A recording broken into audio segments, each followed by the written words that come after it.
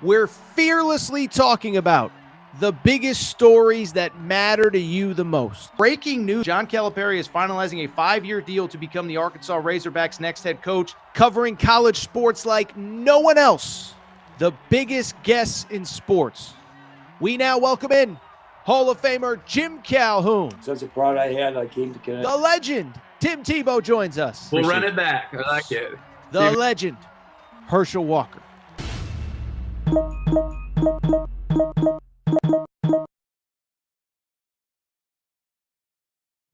Welcome in, everybody. Sunday night edition, Aaron Torres Sports Podcast. I'm your host, Aaron Torres. Hope everybody's doing well. Hope everybody's having a great day. You know, listen, I'll be honest. I'm always fired up to do this show, but I think today I got a little extra pep in my step. I don't remember the last time that we have had this much to talk about on a Sunday show, or really any show. And so I don't want to waste any more time because this might be like a 4-hour extravaganza. Here is everything that you need to know, as I got a little bit of an itch on my nose here to start the show. So this is where we're going to open. MSG, Madison Square Garden, 2 big games this weekend. Duke, Illinois, St. John's, UConn. Duke makes a statement. Pitino and St. John's make a statement. We'll discuss them. From there, we will discuss my UConn Huskies. Dun, dun, dun, dun, dun, dun. Hate to say it, think the season is unofficially over for the Huskies. I've been telling you for a few weeks, I don't think this thing is turning around. They get embarrassed by Pitino and St. John's at the Garden. We'll talk the UConn perspective. From there, we'll go back to Saturday. Some big results for teams that were sort of on the bubble that might not be on anymore. Arkansas, the major win over Missouri at home. BYU, the late-night thriller against Arizona. Some referee controversy. We will talk about that. And then from there, we'll wrap with, did you see what Rick Pitino, never afraid to say what's on his mind. He was on Part of My Take on Friday, was asked about the Indiana coaching job, Indiana getting the big win on Sunday against Purdue, but it is what Rick Pitino said, who he wants, and what that means that, in my opinion, is the big story from Bloomington. Before we get started, a couple quick reminders. One, make sure you're subscribed to Aaron Torres Pod YouTube channel. New clips, new videos going up every single day. We really do appreciate your support as we passed 50,000 subscribers on YouTube just in the last week or so. If you're not subscribed on YouTube, if you are watching on Twitter, on X, make sure to find us on YouTube. Just search Aaron Torres. You can't miss us. We got that 50 next to our name, 50,000 subscribers and change. So we really do appreciate your support. Make sure you're subscribed there. Also, make sure you're subscribed on Apple, on Spotify, and wherever you get your podcast. This show, of course, goes up on podcast as well. Thank you for your support of the show. And you know who else we have to thank right now? I do it every single episode to lead the show. We got to thank our friends. We got to thank our partners. We got to thank Cauli Puffs and CauliPuffs.com. Okay, so I've told you all about Cauli Puffs really since the start of football season. This is the new age health food snack that is in your grocery aisle. This is the new age health food snack that you have to try, not just because Torres told you, but because they are really good, okay? So this is a family-owned company not far from where I live. Joey is the owner. Joey is the founder. He's a football fan. One day he was sitting on the couch saying, I need to start eating healthier, and I need something that my kids might like as well. And that's where he came up with Cauli Puffs, okay? Baked, not fried, avocado oil, no grease. But here is the best part. They are healthy as well as delicious. They are phenomenal, okay? A lot of you have tried them. By the way, I'm getting all sorts of screenshots and texts and DMs. I appreciate everybody's support of Cauli Puffs via the Aaron Torres Pod. If you haven't tried them out for yourself yet, now feels like a great time, right? It's March Madness. You're going to be on the couch. This is what I need you to do. Go to CauliPuffs.com. That's CauliPuffs.com. CauliPuffs.com. Just search there. You'll find all the flavors. You'll find this. You'll find that, how to order. Here's the best part, though. You don't want to go to CauliPuffs.com? Go to Amazon.com. You're there every single day. As I always tell you, I know that cart is filled to the brim. I don't want to know what's in that cart, you little freak. But here is the best part. You can throw some Cauli Puffs in. You can get them on Amazon. No extra work. One extra click. They're in your cart. Try them for yourself. Tell them Torres sent you. We appreciate Cauli Puffs support. Well, that's said, it is a busy Sunday night. We're going Sunday evening as opposed to Sunday morning. There is no more time to waste. I have not been this excited for a show in a long time. So let's not waste any more time. Let's get to the topic of the day. Okay, topic of the day. Listen, we could start just about anywhere in the world of college basketball. But I think to me, the story of the weekend was two separate teams making two separate statements at Madison Square Garden about 16 or so hours apart. Yeah, I'm talking Duke, who played Illinois and smacked the you-know-what out of them. And then I am talking, of course, about the St. John's Red Storm, who are basically they're really close to a Big East championship right now. Creighton is still playing as we record here. Producer Matt, as a matter of fact, do me a favor, keep an eye on the Creighton-Georgetown game, which should be set to go final. If Creighton were to lose to Georgetown, St. John's would clinch a spot. They'd be at the very least co-Big East champs. If not, they'll have to wait till later in the week. Anyway, just keep an eye on that score, Producer Matt. But I bring it up to very simply say MSG is not only the Mecca, but it was really the place where the two biggest stories, in my opinion, happened in college hoops this week. So we'll bounce back and forth between Saturday and Sunday, get back to Saturday. Forgive me. By the way, it looks like Creighton has won. So it looks as though, as of right now, St. John's will have to win later this week to get the share of the Big East title. And if they win their next two, they will be Big East champs. All right. So let's get into the first game at Madison Square Garden. And I'll tell you this. This was one that I was really excited about. I don't even remember if we previewed this on Friday's show. I'm so bad. I'm so naughty. But one game that I was fired up for, Duke and Illinois Saturday night at Madison Square Garden. It's the rare February out-of-conference game. One, I just give both coaches credit for scheduling this. I think it's good for TV. I think it's good for fans.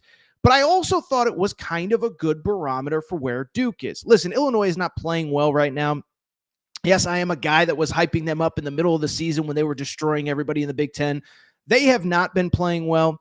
But at the same time, the ACC is so down that for me, it just felt like we need to figure out, okay, where is Duke? Are they that good, or is the ACC that bad, or is it somewhere in between?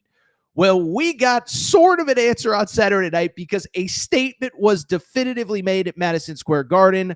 Final score from the Garden. Duke wins 110-67, according to producer Matt here, who did his homework. It is the biggest win for Duke since 2018. We have a fire alarm going off in my house. Don't worry, the wife is just cooking dinner. We're going to plow on through this one, all right? So let's go ahead and continue to talk about this game as I hope that the fire alarm does go off here soon. Give me a sec here. Give me a sec. All right. I think we need to... This is live radio right here, people. Producer Matt, is the sound coming through on the back? Can you hear a very loud alarm? All right. So what we're going to do. Maybe what we do, Producer Matt, this is live radio. We're going to come back. Oh, I was going to throw to commercial break 6 minutes into the show. All right. So what we're going to do. I think what I'm going to do is just start this segment over as if that did not happen, okay? With that said, there is no more. You know what? We're not gonna start it over. We're gonna leave the audio in for people who are listening on podcast. I apologize for that, but let's dive in. Okay, so listen, out of conference game, Madison Square Garden. Torres has to get his focus back. Okay, Madison Square Garden, and listen, I did think this was sort of an important game for Duke. Bottom line with Duke is that I'm trying to sit there and think like, are they that good? Is the ACC that bad? Well, again, we got the statement. Final score, as I said, 110-67. It was the biggest loss in Illinois basketball history. On top of that, I think producer Matt's note was the biggest win for Duke since 2018. So let's go ahead and dive into this one and talk a little bit about it. First of all, you know what my biggest takeaway from this game was? Listen, the real biggest takeaway, I think it's time to start having a conversation about Duke versus Auburn. How do those two teams, kind of match up, this and that? I am so frazzled right now by that stupid fire alarm. But let's go ahead and dive in. Producer Matt, throw to commercial break, please.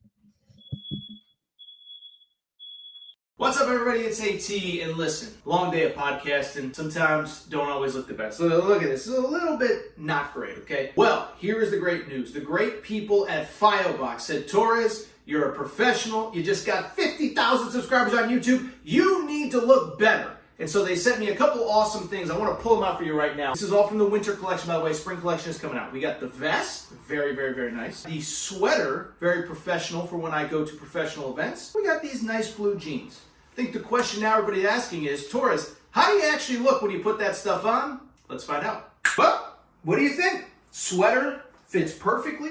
Great for all occasions. When I go to games, when I go out to a dinner, warm weather, cool weather, it's perfect. Speaking of perfect, these jeans are phenomenal. Great for games, great for social events. Oh, by the way, a little bit stretchy if those New Year's resolutions aren't going on as planned.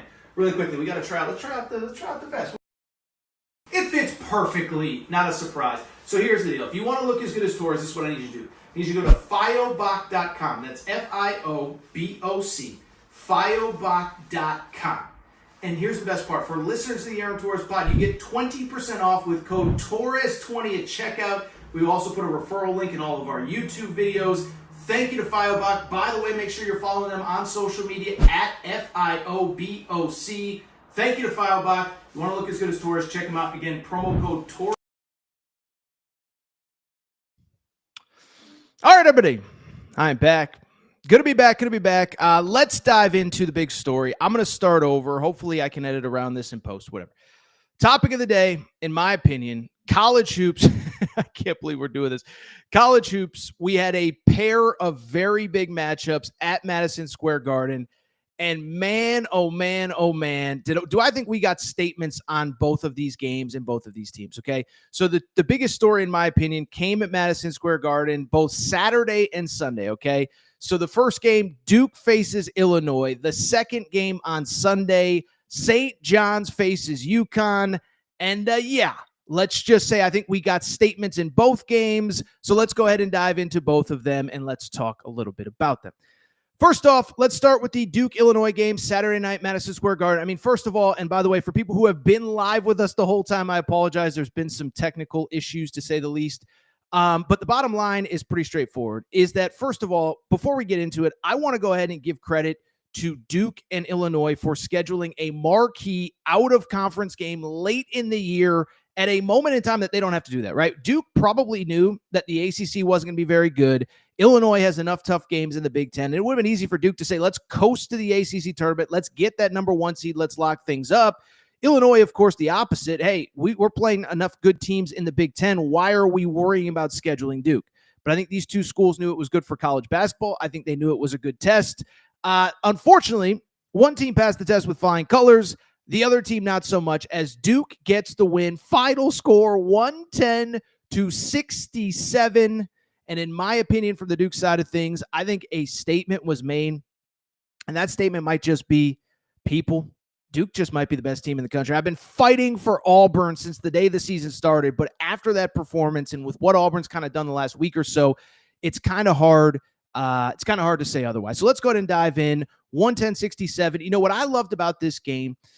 Just the atmosphere was absolutely incredible, right? And listen, I kind of take little digs at the NBA enough, and I was thinking about the fact that in a week where we basically have acknowledged the NBA has no competitiveness, it's hard to get excited about games in that league.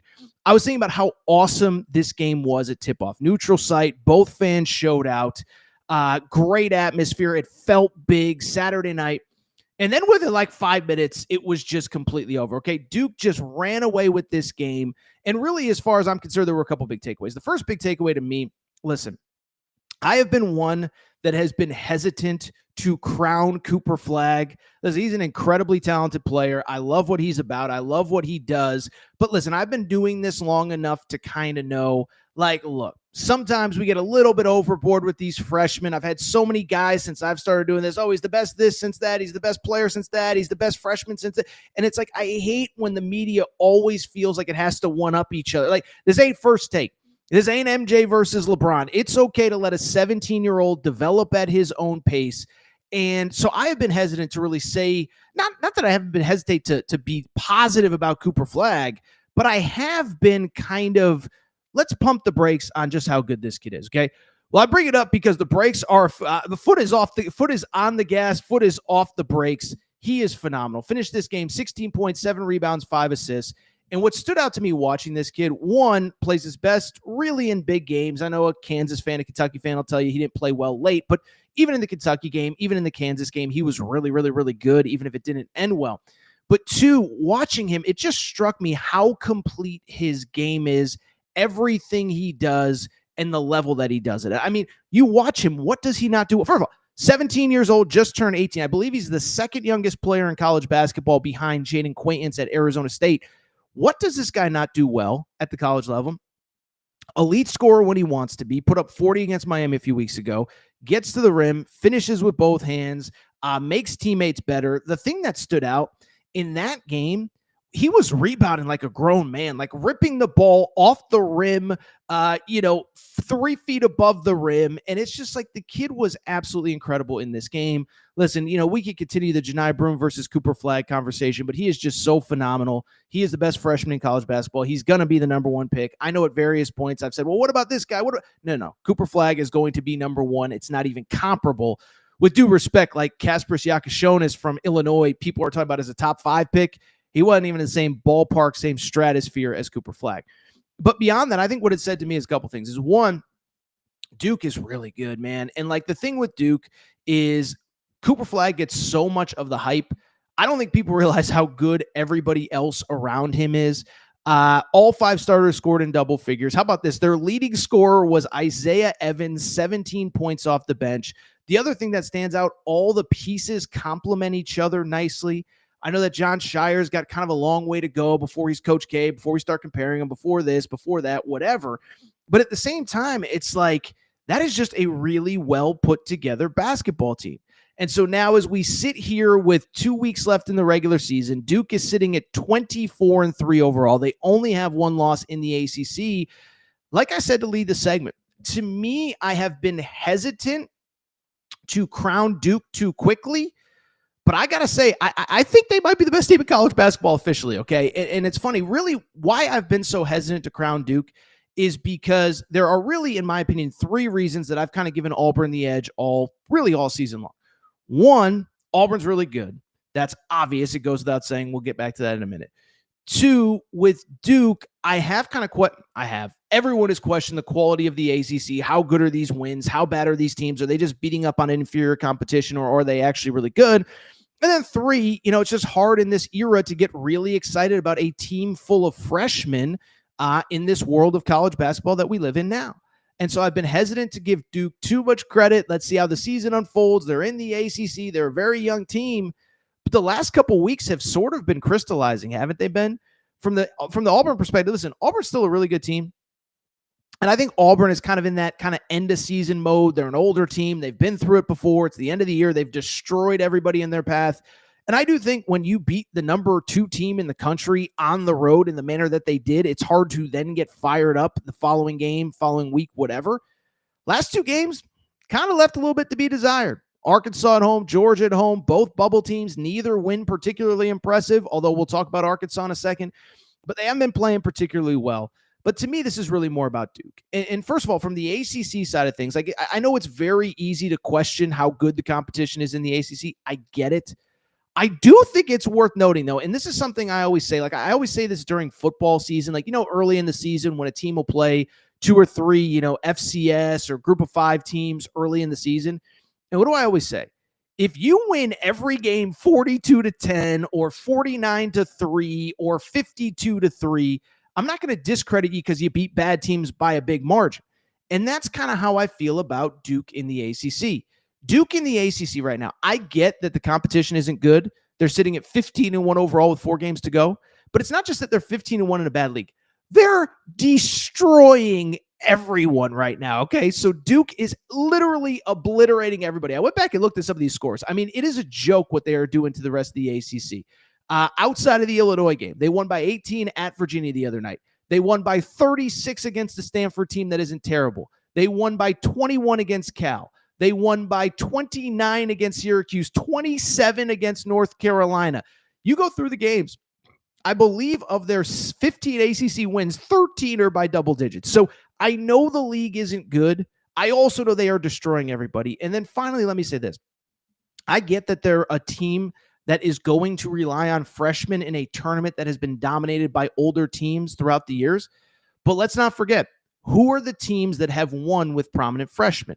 It is prominent freshmen surrounded by veteran guys that have been there before and done it, right? We all know 2012, Kentucky, Anthony Davis was the star. Michael Kidd-Gilchrist was the star. But then you had Deron Lamb, you had Darius Miller, you had some older guys, Terrence Jones. The Duke 2015 team, those 3-star freshmen, but you had veterans around them. I'd even go back to UConn last year. I mean, Steph Castle is playing like potentially the rookie of the year in the NBA, but he wasn't asked to do too much. And so when I look at Duke, when I look at this team, I sit there and say, like, yeah, Cooper Flagg's amazing. Malawatch is amazing. You know who else is really good? Sion James, who's basically a 6'6" starting point guard that looks like a linebacker. You know who else is really good? Tyrese Proctor is actually playing well. Third-year player, role player, whatever. He came in as a 5-star. People thought he'd be a one and done. He hasn't become that. Doesn't mean that he's not a really good player. Malik Brown, when he's healthy, is playing well. You go through the list. Mason Gillis played at Purdue, has played in an NCAA tournament. So I'm not as worried about those veterans as most people. Just bring it up to say that when I look at this Duke team, listen, I've been hesitant to give them too much credit. Again, I know I've said it a few times now, just because of the circumstances of their season.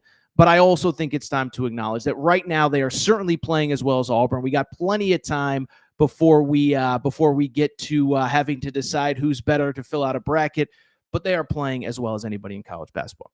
By the way, chat really lively. Again, apologize for the technical difficulties to lead the show. Let's keep the conversation going, though, because really, again, the story of the college basketball weekend was at Madison Square Garden, 2 games, about 16 or so hours apart. We had Duke, Illinois earlier, and then Sunday afternoon at high noon, UConn versus St. John's, the defending champs versus the upstarts. St. John's is at home after winning at Gamble Pavilion just a few weeks ago. I think a lot of America was hoping for a little bit of a better game. I kind of told you it probably wasn't coming, and it certainly didn't, as St. John's smacks UConn, final score 89-75. UConn had a moment in the second half where they cut it to 9, but it really wasn't close. It really wasn't competitive. All the credit to St. John's, but I hate to say it, the story, in my opinion, is the UConn Huskies. What's next, not only for the rest of this season, but I think for really going into the offseason as well. First off, we'll take a half a second to talk St. John's. I'll be real, St. John's fans, I'm sorry I'm not going to give you your flowers today. I don't know what else there is to say about your team that we haven't already said. They're 24-4. They are now a game away from clinching a share of the Big East title. If they win and Creighton loses their next game, they will win outright the Big East title. They're 1 win away from having their first Big East title since 1992. It's the best story in college basketball. Rick Pitino is my runaway national coach of the year. No disrespect to Bruce Pearl or some of the other guys atop that list, but to take a program who was literally dead 2 years ago and turn them into a team that is looking like a Big East regular season champ, probably about a 2 to 3 seed in the NCAA tournament. It's as good as we've seen. And I'll even say this is like, as the guy who advocated harder for anybody for Rick Pitino to get this St. John's job about 2.5 years ago now, even I didn't think he'd be this good. Like, I thought he'd get them to relevancy. I thought he'd get them to NCAA tournaments, but year 2, to be about to win the Big East regular season title, it is unbelievable. I think we'll probably talk about it a little bit more as we get closer to St. John's actually clinching that Big East title. Again, they could have won a share of it had Creighton lost today. They won. But instead, what I do want to do, we got to talk a little bit about the UConn Huskies, okay? Because it's been an up and down season. It's been back and forth. But I also think today, Sunday, was the crystallization. This isn't the team that we thought. This isn't who we expected. And it is. I don't think a flip is going to be switched in March. I don't think there's anything other to say than it's been a little bit of a wasted season, a little bit of a disappointing season. And yeah, there's no other way to put it. This has been a disappointing season, and UConn fans have a right to be frustrated. So first of all, a couple things. I know what everybody's going to say in the comments or in the chat or in whatever. Oh, Torres, you hype up the Huskies more than anybody. And it's like, it's true. I'm not going to lie. Preseason, I had them in the Final Four. And I think even about like 2.5, 3 weeks ago, I was trying to get people excited. Like, this team could turn a corner. Because if you remember, what was it, about a month ago now, they win at Marquette. Marquette at the time was in first place in the Big East. You're like, oh, that's a big win. Then you're waiting for Liam McNeely to come back, and Liam McNeely comes back and immediately puts up 38 at Creighton, and you're like, oh, they might really be back. But again, the last 8 or 9 days have really crystallized who this team is, and I give UConn fans credit because UConn fans have been on me of Torres. You're actually giving us too much credit throughout most of the season. I wanted to see what this team was going to look like when Liam McNeely came back. He's there, for people who don't follow UConn, he's their 5-star freshman, McDonald's All-American. He's going to be a one and done. He's going to be a top 15 pick in the draft. I kept saying, well, what happens when this kid comes back? What happens from here? What happens from there? And it just hasn't happened. And so for me, Sunday wasn't really surprising because, again, the last 6 or 7 days, in my opinion, showed me who this team was. You go on the road at Seton Hall, the worst team, not only in the Big East, but maybe in all of Power Conference basketball, and you lose in overtime to that team, that is not only not good, that is one of the worst losses that anyone has taken all year of anybody, that's been kind of in the short conversation atop the world of college basketball. Okay. I'm sure there's bubble teams that have worse losses. I'm sure, somebody has a worse loss somewhere. Nobody that's a part of the national college basketball discourse on a day-to-day basis has a worse loss this year than UConn at Seton Hall. And so the big question was, I wanted to give them one more chance. Are they going to come back? By the way, after that game, we'll get to the Alex Karaban quote in a minute. But remember, Alex Karaban said, these guys aren't locked in. These guys aren't focused. I'm not focused. The players aren't focused. So you take that bad loss. You have some concerning comments from your star veteran player. But then what really concerned me, and that's when I knew that it's over, is Tuesday night. I'm in Provo for the BYU Kansas game, okay? UConn falls down by double digits to a Villanova team that has already beaten them. And they do it at home a couple days after taking one of the worst losses in college basketball this year to Seton Hall. And so they end up rallying. They were down 14. I think they were down 14 points with 11 minutes to go, and they find a way to win. On the one hand, you want to credit them, but on the other hand, it's why are you down 14 to a bad Villanova team at home? I'm sorry.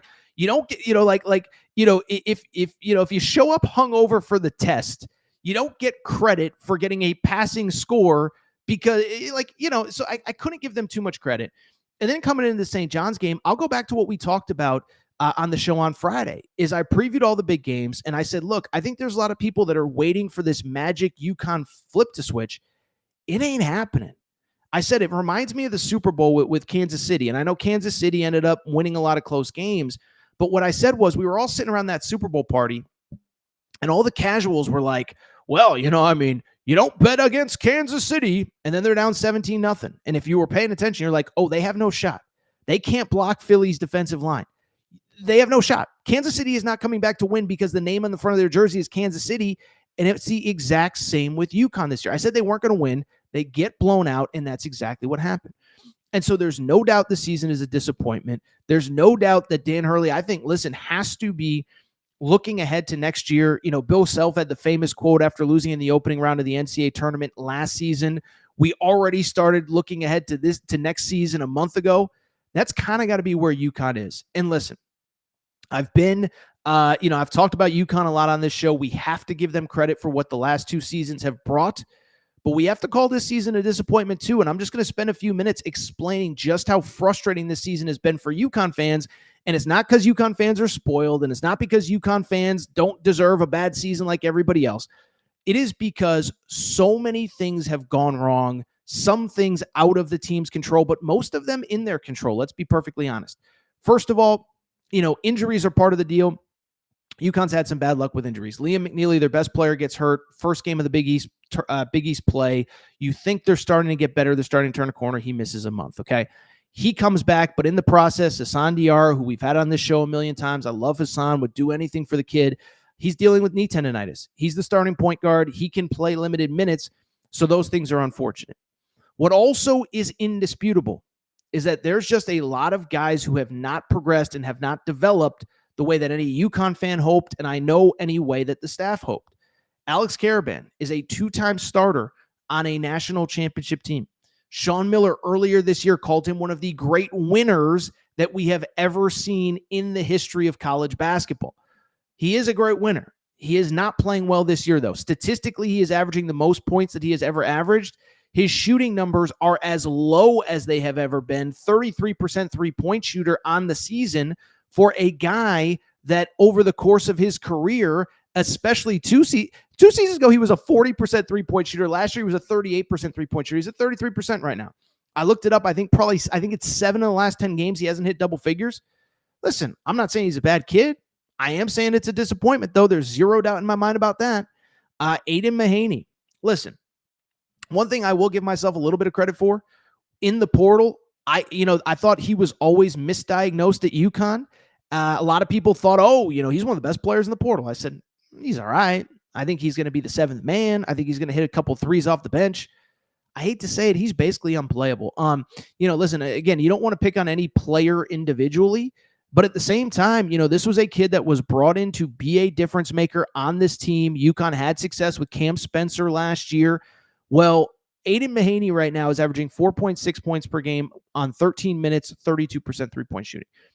He's just not playing well enough. And I don't know what the future is for him in this program. I wouldn't be stunned if he's not back next year. It's not a knock.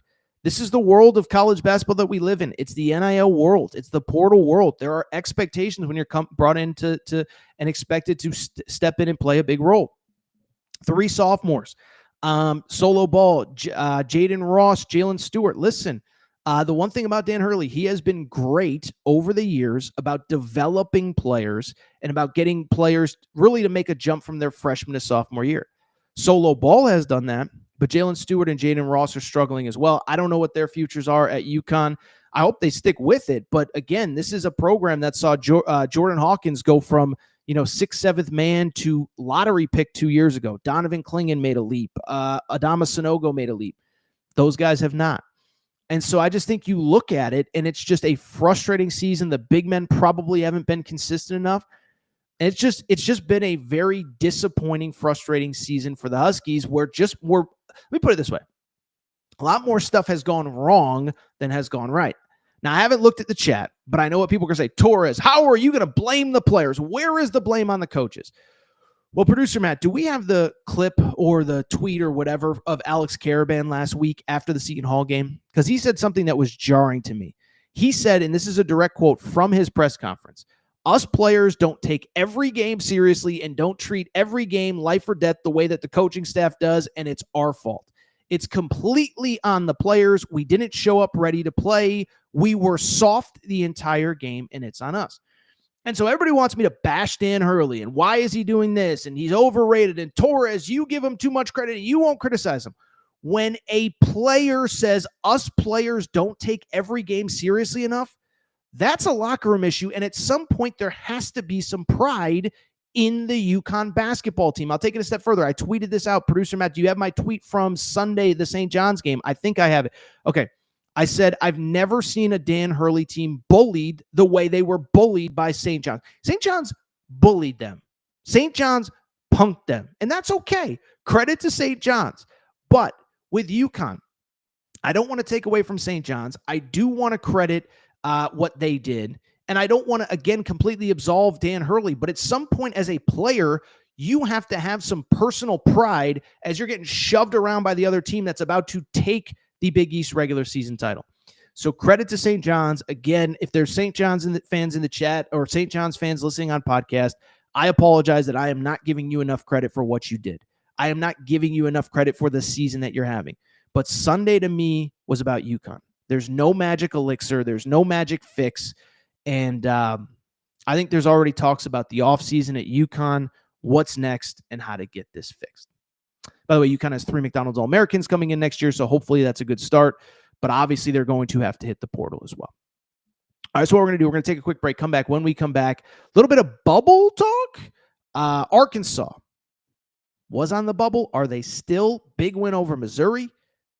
BYU, unbelievable win at McHale Center.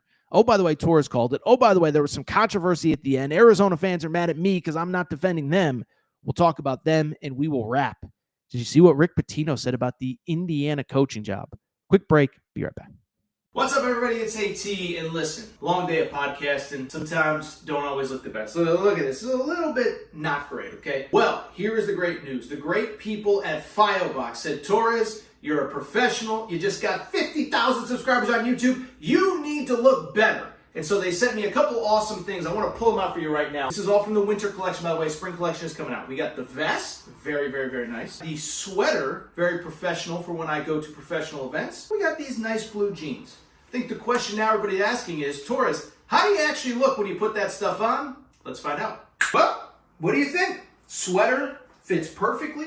Great for all occasions. When I go to games, when I go out to a dinner, warm weather, cool weather, it's perfect. Speaking of perfect, These jeans are phenomenal. Great for games, great for social events. Oh, by the way, a little bit stretchy if those New Year's resolutions aren't going on as planned. Really quickly, we got to try out. Let's try out the vest. It fits perfectly. Not a surprise. So here's the deal. If you want to look as good as Torres, this is what I need you to do. I need you to go to fioboc.com. That's FIOBOC. Fioboc.com. And here's the best part. For listeners to the Aaron Torres pod, you get 20% off with code Torres20 at checkout. We also put a referral link in all of our YouTube videos. Thank you to FIOBOC. By the way, make sure you're following them on social media at FIOBOC. Thank you to FIOBOC. You want to look as good as Torres, check them out. Again, promo code Torres. All right, everybody. I'm back. Good to be back. So a couple things from the comments. Yes, that is me in the FIOBOC commercial. Not very tall. I'm about 6 feet tall. Nothing too crazy. Some good camera work, I suppose. By the way, people saying, oh, Torres, you thought UConn was going to make the Final Four. They stink. Well, they do. But guess what? I also picked Arkansas to make the Final Four. They are very much alive, sort of, at least for the NCAA tournament. Let's go ahead and dive in because I thought there were some interesting results on the bubble. I was at BYU, Kansas. We'll talk about that game next as BYU picks up a second straight marquee win after beating Kansas. Let's go ahead and do it, though.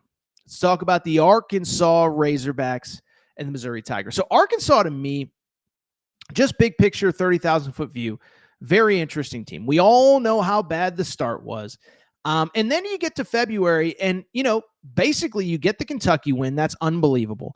But I think as important as the Kentucky win is that you start to kind of figure things out. You start to play really good basketball, right? Well, then what happens is you just so happen to hit the toughest part of your schedule about 2 weeks or so ago, and you go 1-3 in your last 4. So there was a lot of positive momentum. As you may remember, Arkansas at one point won 3 of 4, winning at Kentucky, at Texas, and LSU at home. The problem was then in the last 2 weeks, you have Alabama at home, at Texas A&M, at Auburn, all top 10 teams, in the last AP poll. So I bring it up because in that stretch, Arkansas goes 0-3. I'll defend them because that's as tough of a stretch. And I know the LSU game was mixed in, so they were 1-3 in their last 4. But that is as tough a stretch as anybody will have in college basketball. Maybe outside of the SEC, nobody outside of the SEC has a stretch that tough anywhere in college basketball. Some teams in the SEC do, but the point I'm trying to make is that is a brutal stretch, okay? And so I just bring it up because Arkansas goes 0-3 in those 3 marquee games, Alabama at home, at A&M, at Auburn. And at some point it does become, okay, we feel like we've turned a corner, but at some point we got to stop with the moral victories. We got to stop with the playing teams close, and we got to start winning games that matter, especially now as the calendar is now late February into March. Well, I bring it up because Saturday night at Bud Walton Arena, it wasn't always pretty, but the Arkansas Razorbacks get the win over the Missouri Tigers. Remember, by the way, Missouri was coming in off the dominant win over Alabama. I think they were playing as well as anybody in the SEC, not named Auburn. Final score for the Arkansas Razorbacks, 92-85. I don't know if we're quite ready yet for a big pig invasion, but we're getting darn close. This was a big one. This was an important one. And Arkansas gets just an absolutely monumental victory for the Hogs. And I think a monumental victory for their their NCAA tournament conversation. And I think right now they are very much in great position. First off, let's just talk about the game itself. Weird game because, if you watch the game, and I'm sure most of you, if you're listening, did, Missouri, first couple minutes could do no right. Really, the entire first half. Or Missouri could do no wrong. Arkansas could do no right. And I think where you saw it was in the 3-point shooting discrepancy. By the way, I'm so off today with the fire alarm going off in the middle of the show earlier, so I apologize. But I bring it up because first half, Missouri can do no wrong. Arkansas can do no right. Missouri, 8 of 19 from 3. Arkansas, 1 of 10 from 3. And so it was easy then to just chalk it up. Is it going to be another loss? This and that. But I will say this, is that basically I looked at it a little bit different. One, Missouri basically hit a buzzer beater from, I don't know if quite half court, but whatever. But Missouri hits a buzzer beater. But before that, it was 45-41. But even still, it was 48-41. Arkansas is trailing in a game where Missouri hit 7 more three-pointers in the first half. And so I sat there and said to myself, it could actually be a lot worse. And if Arkansas just shoots a little bit better and defends a tiny bit better, they're going to be in really good shape. And so what ends up happening, second half of the game, they hold Missouri to 4 of 17 from three-point shooting. They hit 5 of 8 from behind the arc, and they get themselves a signature win. And so let's go ahead and dive in with Arkansas, because Arkansas is obviously a very interesting team. They're certainly polarizing, 16-11. But I'll tell you what, this is going to sound kind of probably going to make some people mad. They're about as impressive as a 16-11 team as you can have. Now, listen, I know they started 0-5 in SEC play. I know it was ugly. But what stands out to me about this team is a couple things. First of all, it's worth noting, going into the weekend, they were one of Joe Lunardi's last 2 teams, or maybe last 3 teams in the NCAA tournament, okay? So it's not as though they are completely off the bubble. It's not as though they're completely in the NCAA tournament. But when I look at this Arkansas team, I will say this. Yes, I was critical of them early in the year. Yes, when they lost 5 straight to open SEC play, I was very critical. And I even did the segment of, if you're John Calipari, do you want to retire? Like, why would you want to deal with this? But I give him credit. He turned things around, and a couple things do stand out. First of all, you have to give Calipari some credit in the player development category, okay? I know everyone's going to say, oh, the Boogie Flan injury changed everything. Maybe it did, but guess what? There's a lot of guys on that team that are playing a lot better than they were a month ago, okay? I saw the Arkansas official Twitter account put this out. I thought it was very interesting. Carter Knox playing as well as anybody. 12 points, 78% shooting from the field, 64.5% shooting from 3, and that's amongst the toughest teams in the country that he's doing it against. Billy Richmond is playing better. DJ Wagner, to me, I don't think you could say he's all SEC first team based on how many good players there are in the SEC, but he has been the consistent driving force every game. Nelly Davis is getting more confident, okay? So everybody's getting better, maybe except for 1 or 2 guys in the front court. We won't name names. But 2, I think what stands out is the fact that if you look at the resume, 16-11 is not pretty, but it's what we've talked about from the beginning. We've talked about a month ago, we did a segment when I think they started 0-3. And one of these ESPN advanced analytics stats, oh, their chances of making the tournament are like 8%. And I was like, wait a second now. They really have no bad losses, and they have plenty of chances to get great wins. And so when I look at Arkansas's tournament resume now, I think you have to feel good if you're an Arkansas Razorbacks team fan, okay? First off, again, let's go to the resume. No bad losses. You have 0 quad 3, 0 quad 4 losses, and oh, by the way, 2 quad 2 losses, and neither of them are really that bad, okay? Oklahoma's another bubble team. You lost to them at home. LSU on the road, probably the worst loss of the season. But again, it's Q2 because it was on the road. And I think what's easy to forget is that you're not just comparing Arkansas to like this imaginary what we thought they would be. Oh, they're 16-11, 5-9 in the SEC. That stinks. Okay. It's not where anybody thought you'd be. But the counter to that is, believe it or not, it's still better than most teams that are actually on the bubble, because you're not just comparing Arkansas to some mythical what we thought they'd be in October. You're comparing them to all of the teams they're fighting for on the bubble, fighting with on the bubble. Think about some of these teams. The bubble, let me say this. I know we say it every year. The bubble this year is terrible. It's the worst bubble that I ever remember. And think about some of the teams that Arkansas is fighting with on the bubble. SMU. Love what Andy Enfield is doing at SMU. You know, Andy Enfield and SMU have 0 quad 1 wins this season. Arkansas has, 4 this month? 3 this month? Okay. So SMU has 0 quad 1 wins. Fewer opportunities, but 0 quad 1 wins. Wake Forest, out of the ACC. I grew up, Wake Forest was always good. I want them to be good again.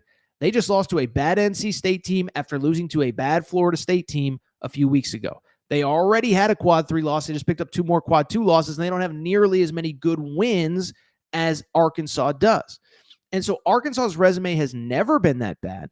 And then I would counter by saying, you look at the wins are starting to be as impressive as anybody on the bubble. Seriously, I don't have every bubble resume in front of me, but name me a team on the bubble that has better wins than at Kentucky, Missouri at home, Texas. Texas in the metrics is still pretty good. And then, oh, by the way, let's not forget they beat Michigan in the out-of-conference too. Michigan is tied for first place in the Big Ten right now. And so, again, you have to compare them not only where they are now, but also with everybody else that they're competing with. And so I think this team is in good shape. Now, the big thing is, and we all know what I'm going to say now, you got to go ahead and finish this season out, right?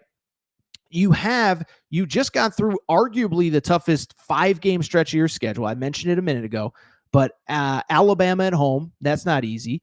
Let's see, who else? We had LSU at home. That one was a little bit easier.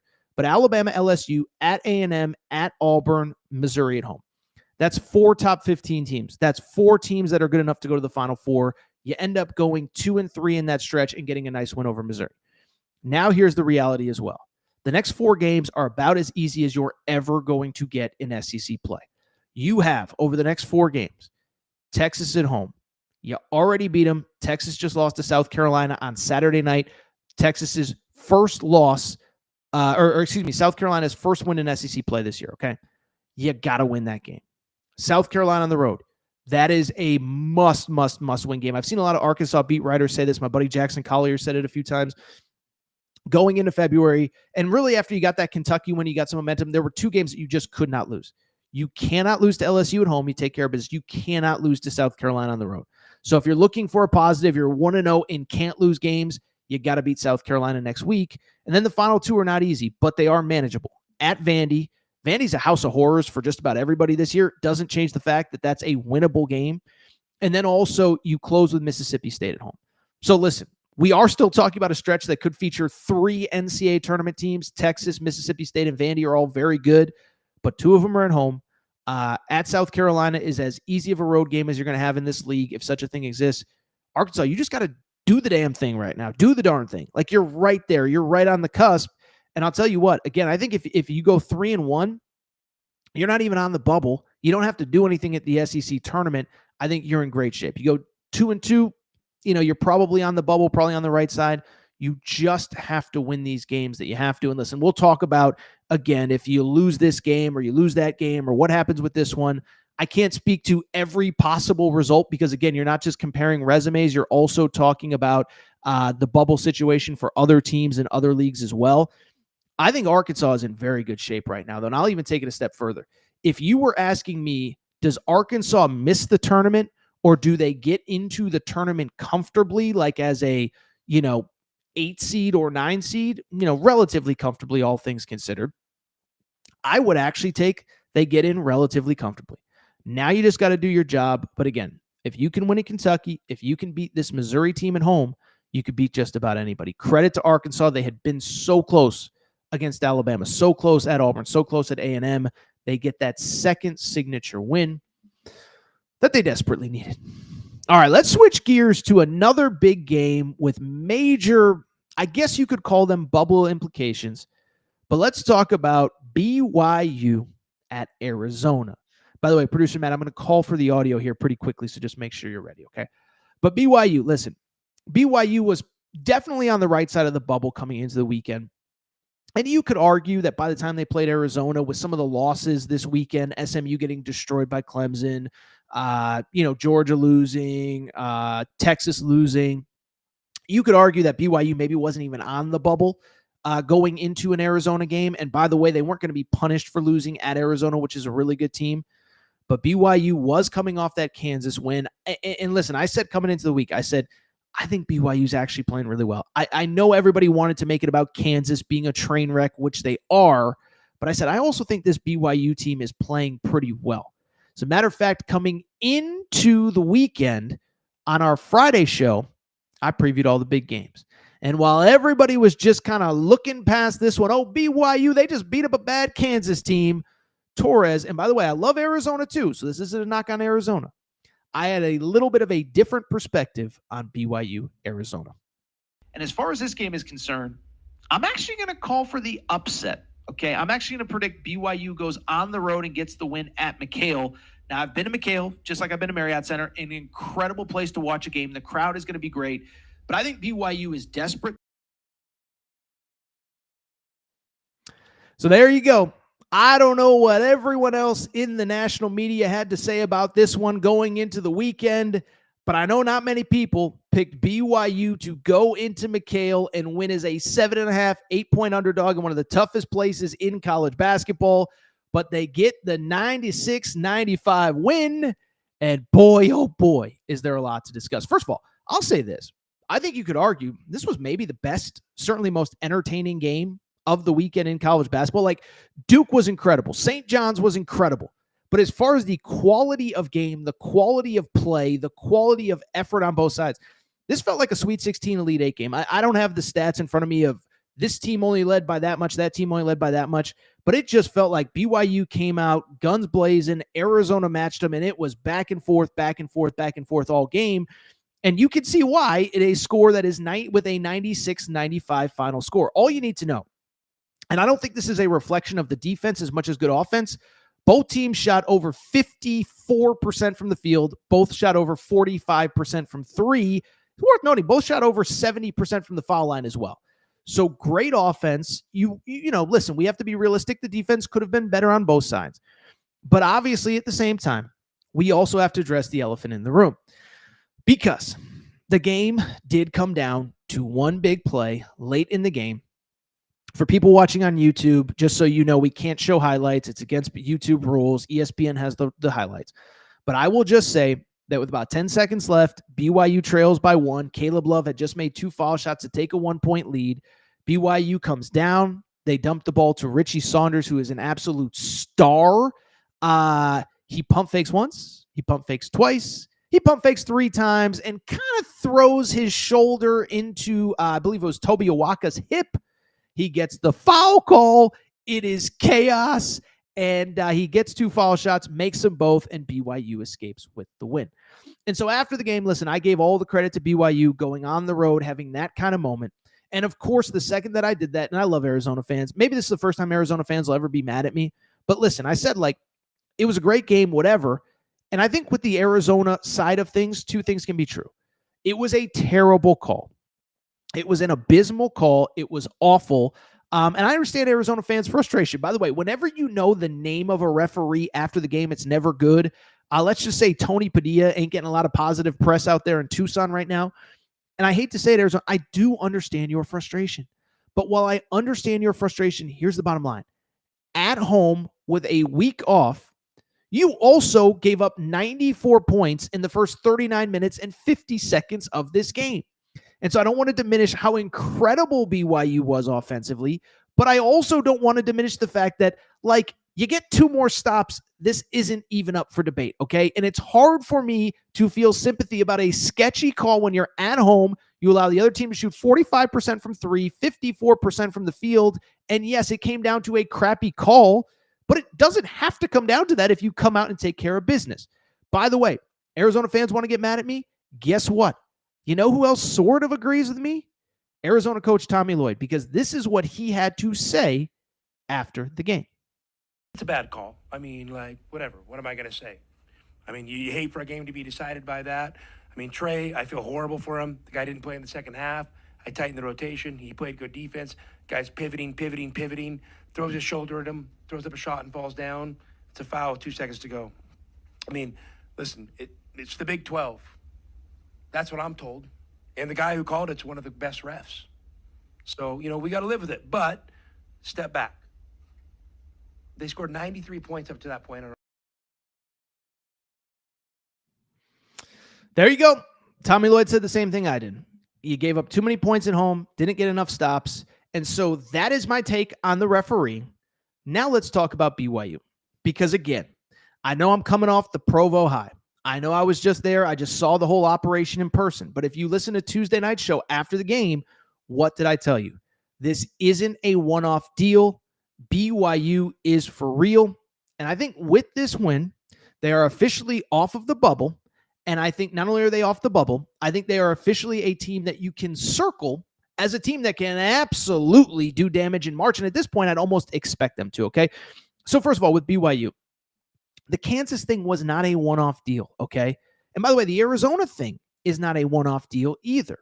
BYU had quietly, coming into this game, won 7 of their last 9, which means that they have now won 8 of their last 10. So in other words, they're playing their best basketball at the best possible time of the year. What's equally important to me is we talked about it after the Kansas game the other night, is that I feel like Kevin Young, the BYU coach, he's just figured things out as he has gone through college basketball, okay? And so, listen, we've talked about it. He came in from the NBA, never had coached college basketball, and listen, he did the thing that a lot of guys that come from the NBA do. I'm going to focus on talent. It's all about talent. It's all about NBA. I'm going to bet on talent. I'm not in whatever. And I think he had to slowly understand, hey, a lot of times veteran players win games in college basketball. And if you remember, we talked about this in the summer when we were talking about BYU putting this roster together. They got 2 5-stars that could be first-round picks. Yegor Demin is certainly going to be. Kanan Catchings is struggling a little bit, but to his credit, he was phenomenal against Arizona. But I think early on, it's bet on the young guys, bet on the young guys, bet on the young guys. And then Kevin Young kind of realized, and his staff kind of realized, like, hey, older guys are what wins games in college basketball. And so what has happened? He has relied on the older guys. We talked a little bit about this. I'm not going to go through player for player of the depth chart, but there was a player named Mawit Mag, okay? And we talked about him. I said this the other day. I saw Mawit play at Prolific Prep with Jalen Green 6 years ago, 5 years ago, whenever they were both in high school. Coleman Hawkins was on the team. Namari Burnett was on the team. And Whit Mag was just kind of this do-it-all glue guy, energy guy, hustle guy, defend the other team's best play. That's all he did. And he didn't care about shots. He didn't care about stats. He transferred to BYU this year after 4 years at Rutgers. And early in the season wasn't getting very much playing time. Now he's in the starting lineup. And for the most part, other teams are struggling to score on him because he's one of the best perimeter defenders in college basketball. Keba Keita, transfer from Utah. Took him a minute to figure him out. He is a monster down low. Just ask Kansas. And then a lot of the guys that came back from last year are starting to thrive. Richie Saunders, as you can see, basically is playing at an all Big 12 level. I haven't put together my all Big 12 team yet. I don't know if I will. He's a first team all Big 12 guy. 23 points in this game. Absolutely phenomenal. 2 clutch free throws, 15, 16 points per game, 44% three-point shooting. Kevin Young thinks he's an NBA player. He's phenomenal. Trevin Nell, 9 points in this game. Dallin Hall did not play well, but he has been very good, had double digits in the previous 2 games against Kansas and Kansas State. And so BYU has bet on the young guy or bet on the older guys. And listen, that's what has me so excited about this team. They're playing their best basketball. They figured out what works and what doesn't. And by the way, it doesn't mean the young players are bad. Doesn't mean anything like that. It just means that, hey, we got to roll with the veteran guys that have gotten us to this point. And I think 3, and this is an important point, there aren't very many teams that have a bunch of dudes that have played in the NCAA tournament at that school. BYU kind of does, though, right? 4 guys that were part of that team last year that was a 6 seed under Mark Pope. They lost to Duquesne in the first round of the NCAA tournament, but that was a team that made the NCAA tournament. Now they have 4 key guys back, plus several others that have played in the NCAA tournament at various points. And this is just a group of veterans, a group of grown men. And again, I think the best part is ahead of them, right? They are currently, as we record here, alone in 5th place in the Big 12, 19-8 overall, 4 games to go. And they're basically all winnable except maybe one at Iowa State's going to be really tough. But they have at Arizona State this week. Arizona State's struggling. Arizona State just threw their best player off the team on Sunday. West Virginia at home, Utah at home. West Virginia, they already beat on the road. Utah, by the way, they did lose to by 1. I think that's the other thing, too. Even when they were, quote-unquote, struggling in Big 12 play, again, 5-point loss to Texas Tech. That looks like a lot better loss than we realized at the time. Lost by 4 at TCU. TCU's a bubble team. And then, oh, by the way, the loss to Utah was by 1 point. So I could go on and on, but congrats, BYU fans. By the way, make sure to follow our Torres on BYU account. All things BYU. We'll be talking about them all March. Not to mention, I think they're going to have a monster offseason as they get set to build for next year. But BYU, hell of a win. BYU fans, by the way, don't let anybody steal your joy about the refs. You deserve to win that game. It was awesome. It was a great game. All right, so what we're going to do, we're going to go ahead, take one more break. We're going to wrap the show. When we do, Rick Pitino. Never afraid to say what's on his mind. And boy, oh boy, did he have plenty to say when it came to the Indiana coaching job. Rick Pitino on Indiana. Yeah, we're talking about that next. Quick break. Be right back.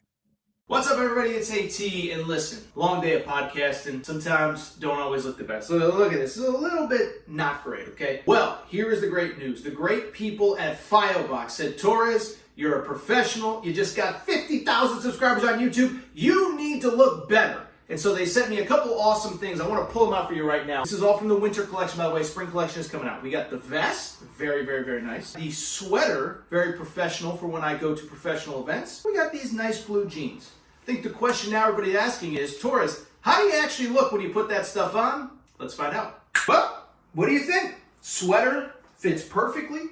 Great for all occasions. When I go to games, when I go out to a dinner, warm weather, cool weather, it's perfect. Speaking of perfect, these jeans are phenomenal. Great for games, great for social events. Oh, by the way, a little bit stretchy if those New Year's resolutions aren't going on as planned. Really quickly, we got to try out. Let's try out the vest. It fits perfectly, not a surprise. So here's the deal. If you want to look as good as Torres, this is what I need you to do. I need you to go to Fioboc.com. That's F-I-O-B-O-C. Fioboc.com. And here's the best part. For listeners to the Aaron Torres pod, you get 20% off with code Torres20 at checkout. We also put a referral link in all of our YouTube videos. Thank you to Fioboc. By the way, make sure you're following them on social media at F-I-O-B-O-C. Thank you to Fioboc. You want to look as good as Torres, check them out. Again, promo code Torres. All right, everybody. I'm back. Good to be back. Final segment of the show. So good to be back. We fixed the wire. First of all, just saw the chat. Arkansas fans and Kentucky fans, they're fighting like it's April of 2024, baby. It's good to be back, people. All right, let's go ahead and dive in. One more topic to wrap the show. And it's really two topics in one because there was one more game of note on Sunday that is worth at least discussing. Indiana Hoosiers playing the Purdue Boilermakers Sunday afternoon at Assembly Hall in beautiful Bloomington, Indiana. Well, I bring it up.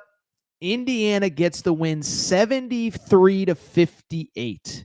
It's certainly worth noting that since Mike Woodson announced his retirement, quote unquote, Indiana has its two best wins of the season at Michigan State and against Purdue.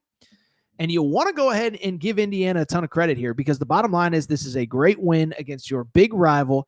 Now, I didn't tweet this because I didn't feel like starting trouble on Sunday, but it is amazing, by the way, how much Purdue is struggling when they don't have the 58-2 foul shot discrepancy like they did in every game last year.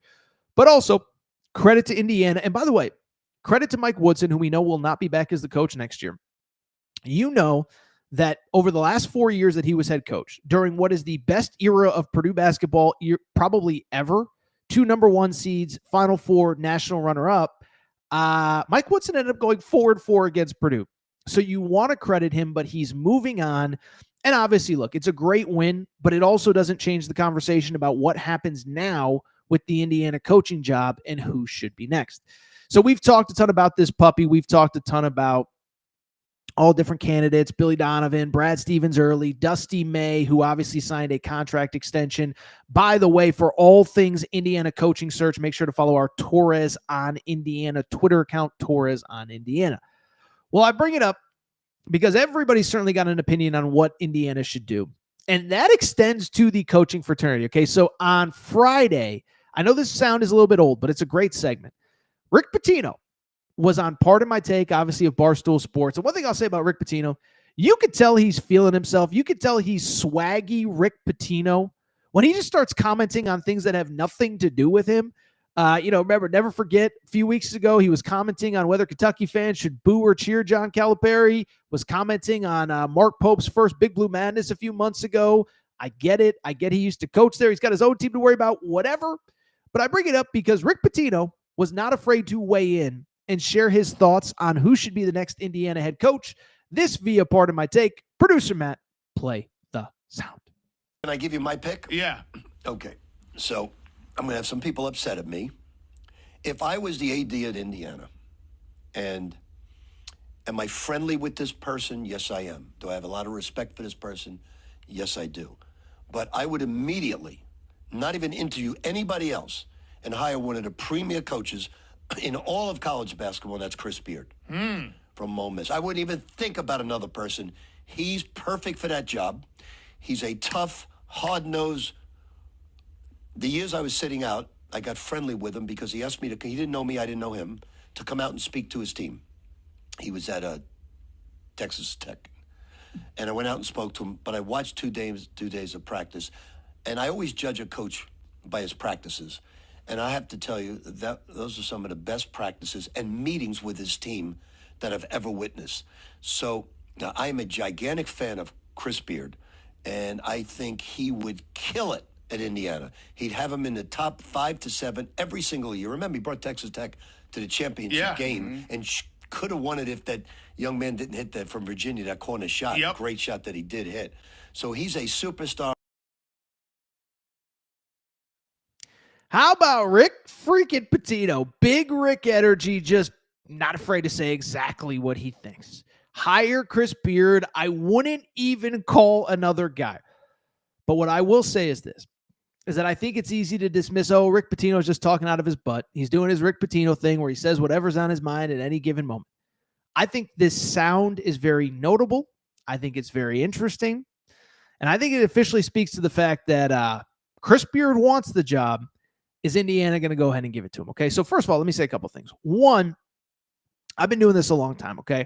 I have friends and colleagues and people in the industry. I hate using the word sources. I think that's such a nerdy whatever.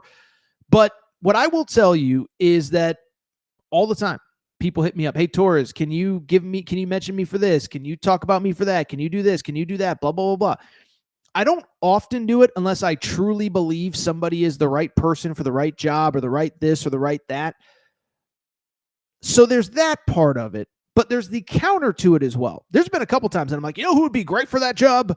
So-and-so. And you know who will call me up? So-and-so will be like, Torres, I don't want that job. I don't want can you take down that tweet, or can you not say that ever again? I don't want my fan base mad at me. I don't want my wife mad at me. I don't want her thinking that I want this other job. Can you make sure that you never say that again? Okay. And so the fact that Rick Pitino said this, the fact that Rick Pitino was so adamant about it, to me, it just speaks to the fact like, oh, I think Chris Beard wants this job. Now, do I think that Chris Beard got in Pitino's ear and said, hey, you're going on the biggest sports podcast in America? Part of my take is great. You're going on the biggest podcast. Can you figure out a way to mention me? No, I don't think that happened. But I don't think Rick Pitino is a fool. I don't think Rick Pitino would not only list Chris Beard as a candidate, but list him so adamantly if he didn't think Chris Beard wanted the job. And one thing I've said pretty consistently about Chris Beard, listen, what he's doing at Ole Miss is incredible. Ole Miss is a school with basically no basketball history to speak of. I know there's been a couple years here and there, but they're not very good. They're not whatever, okay?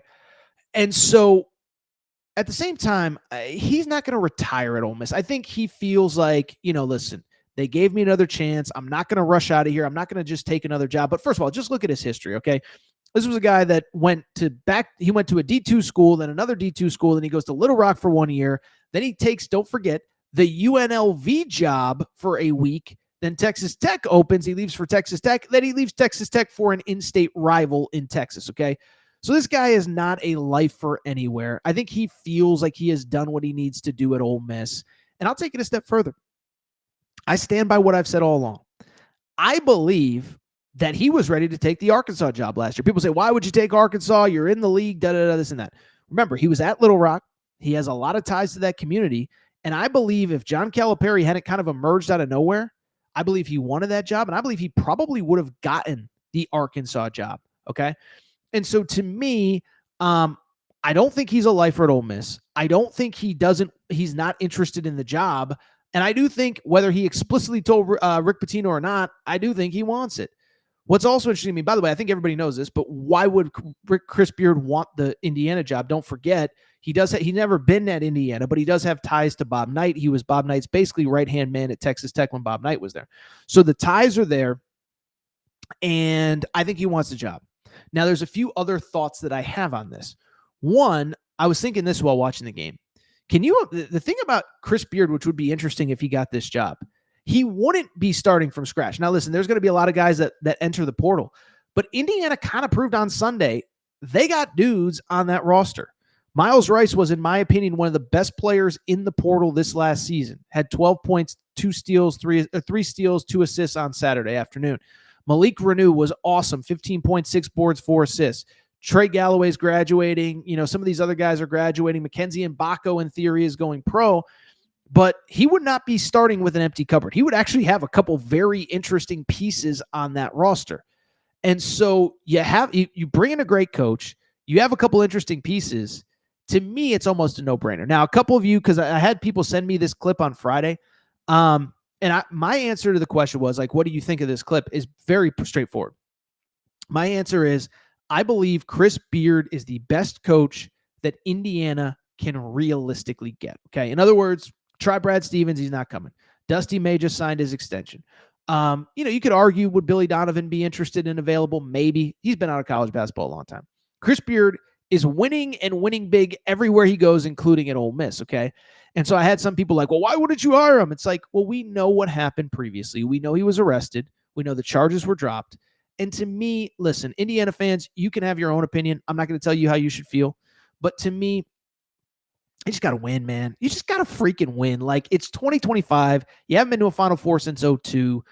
My personal opinion is you go get the best coach. And if there's a little bit of a checkered background, there's a little bit of a checkered background. I don't really care. I just want to win if I'm an Indiana fan. And if you feel different, that's absolutely your prerogative. But to me, it's like winning washes away a lot of stuff, right? I mean, look at Rick Pitino at St. John's. Look at Will Wade. People are lining up to hire Will Wade this offseason. I promise you that. So I could go on, but to me, it's incredible sound, an incredible story. And I think this speaks to the fact that Chris Beard wants this job. Producer Matt, I know that the chat's been crazy. Do we have any one or two questions before we get out of here? If there's too many, we can go ahead and just bounce. I got some editing to do on the back end for people who missed the front end of the show. The fire alarm went off in the middle of the show. So I'm alive, though, as you can tell. UK till I die. I just signed on. I need a jumbo bag of Cauli Puffs. Well, listen, you can get them at CauliPuffs.com. That's CauliPuffs.com. You can also get them on Amazon. Producer Matt, let's get that screenshot going. We got to get these Cauli Puffs people to know Torres is moving weight over here. I've maybe sound way cooler than I am. Moving weight. Torres is moving weight. That'd be a good no context Torres, by the way. Torres is out here moving weight. What can I say? Busy day in these streets, moving these Cauli Puffs. What can I say? So thank you very much, UK Till I Die. By the way, UK Till I Die, I believe that was Pam from the summer who has changed her handle. I could be wrong on that, but thank you to UK Till I Die for the support of Cauli Puffs. They are a great partner of the Aaron Torres pod. Anything else? I mean, I know there's a million things in the chat. Maybe we just go ahead and get out of here, Producer Matt. We've been on air for, an hour and 12 minutes right now. I'll tell you what, why don't we go ahead and get out of here? I'll look at the chat. If there's any great questions, we'll save them for a Monday or Tuesday show. But like I said, I do think it is time for me to go. If you're not subscribed to the Aaron Torres Pod YouTube, by the way, first of all, appreciate the support. Incredible audience here on a Sunday night. We're going to keep doing this on Sundays, probably going forward in the evening time. I think with games picking up on Sundays, I think it just makes more sense.